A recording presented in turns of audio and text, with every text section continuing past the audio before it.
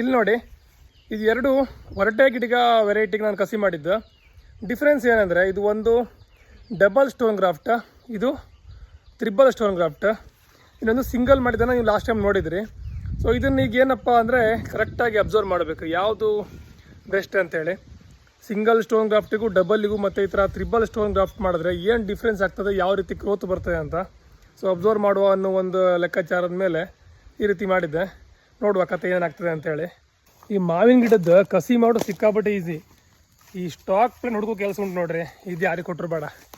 ನುಸಿ ಕಚ್ಕಂತೆ, ತೋಟದಲ್ಲಿ ಬಿದ್ಕಂತ ಎದ್ಕಂತ ಹುಡ್ಕಂತೆ, ಯಪ್ಪ ದೊಡ್ಡ ಕೆಲಸ ಇದೆ.